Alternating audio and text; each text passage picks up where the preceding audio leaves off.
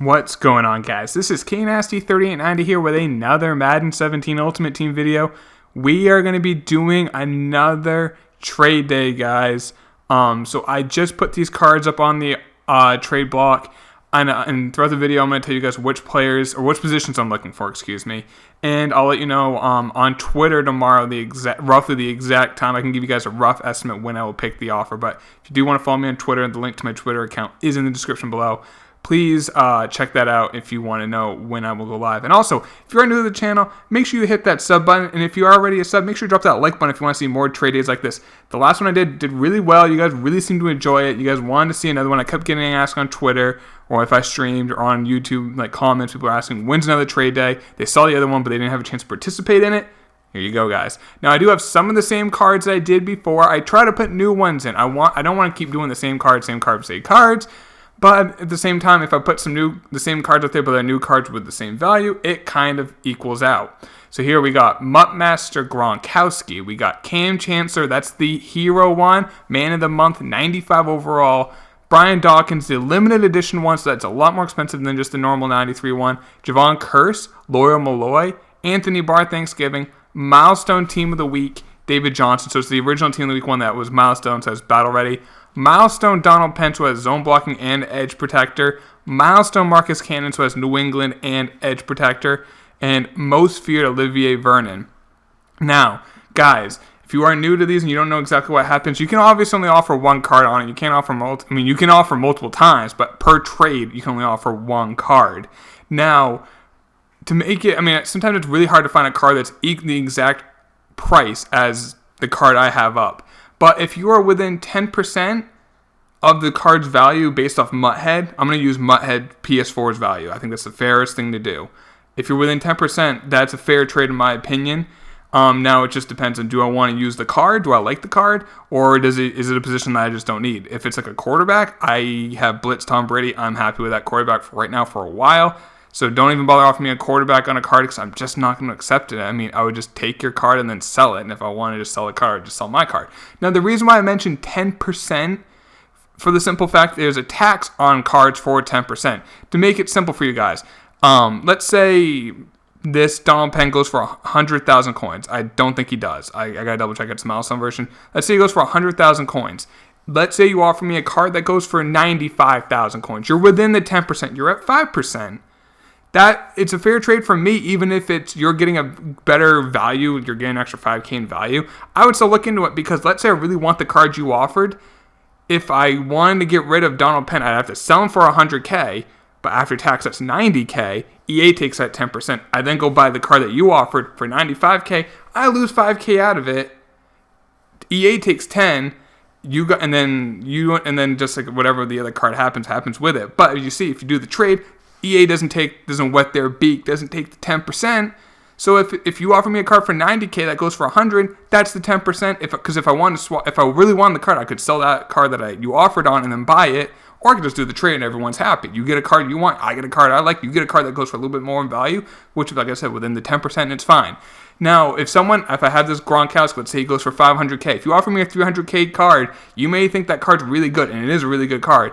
I'm not going to accept the card. And I know people will get upset and they say, why didn't you accept my offer? That card's worth 300K. Well, if Gronk's worth 500K, 10% is 50,000. 450,000 coins would then be the threshold. And it's not exact. Like if it's like a couple thousand off, that's fine. But it's pretty close to it.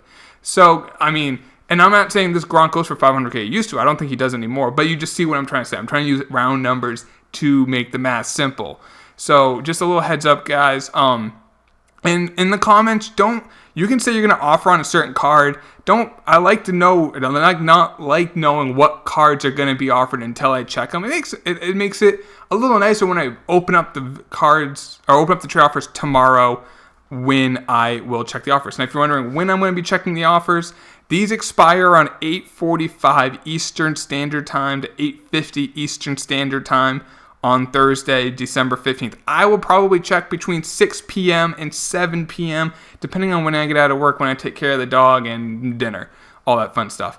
I will tweet out on Twitter. So like I said, if you want to follow me on Twitter, if you don't already, the link is in the description, roughly a half hour before I will accept or look at offers. So if you have, like, let's say you want to offer a card that goes for 500K for this Kam Chancellor, but you don't want to offer it right now. You want to keep that card as long as you can. You see the tweet, you're like, all right, K Nasty's going to go check the trade offers. Time for me to go offer on that card. That way I'm not missing out on the card, because when you offer on a trade, you can't use that card. So if you want to do that, you're more than welcome to do that. I'm not going to say, like, well, this person offered first, so I'm going to take that one.